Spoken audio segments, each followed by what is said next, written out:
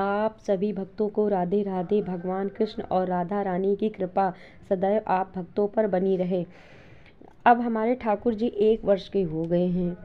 ठाकुर महाराज के 4 दांत निकल आए हैं। कभी नंद बाबा के उंगली को काट लेते, कभी यशोदा मैया के कंधे पर बैठकर कंधा काट लेते। दाऊ तो पास में जाते ही नहीं, लाला काट खाएगा मुझे। ठाकुर जी बिना वस्त्र के एक भी ना पहने, लेकिन गले में माला, हाथ में बाजूबंद सब पहनकर नंगे नंगे घूम रहे हैं हमारे ठाकुर जी। तभी नंद बाबा ने विचार किया कि अब लाला का नामकरण होना चाहिए। तो श्री गर्गा महाराज जी आए नामकरण के लिए। नंद बाबा ने प्रार्थना की कि हमारे दोनों पुत्रों का नामकरण कर दो।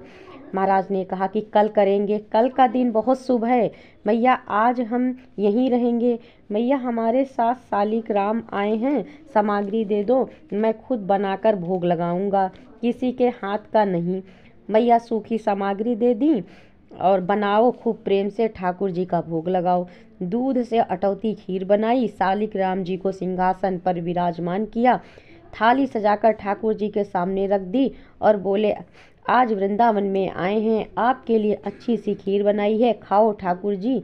जहाँ पर पर्दा की व्यवस्था होती थी वहाँ पर्दा लगा देते थे, जहाँ नहीं व्यवस्था होती थी वहाँ मुंह पर अपने कपड़ा डाल लेते थे और नाम जप करने लगते थे। आंगन में ठाकुर जी खेलते खेलते रुक गए। बलराम बोले कि क्या हुआ लाला? तो ठाकुर जी बोले, बलराम से मेरा मन ही मन बातें करने लगे। ठाकुर जी कहने लगे कि मैं गर्गाचार्य ने अधौटी खीर बनाई है, मन कर रहा खाने का। तो दाऊ ने कहा, जाओ प्रत्यक्ष मांग भोग लगा के आओ।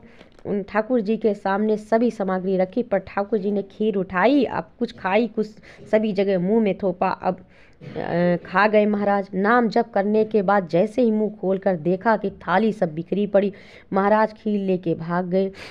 यशोदा तेरा लाला ठाकुर जी का भोग उठाकर खा गया।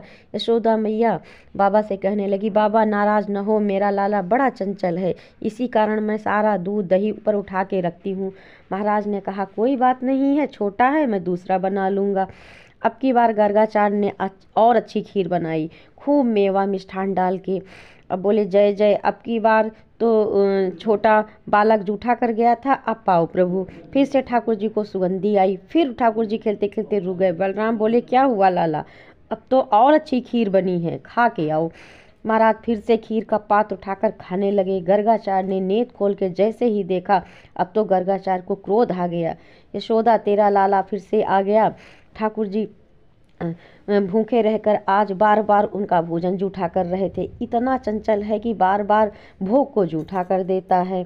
मेरे ठाकुर जी ऐसे ही, और वो भूखे रह गए हैं। इतना सफ़र करके हमारे सालिक राम जी आए हैं। भगवान सबकी मनोकामना पूर्ण करते हैं, आप सभी की भी मनोकामना पूर्ण करें। यदि आपको ये कथा अच्छी लगी हो तो वीडियो को लाइक, सब्सक्राइब और कमेंट शेयर ज़रूर करें आगे वीडियो देखने के लिए।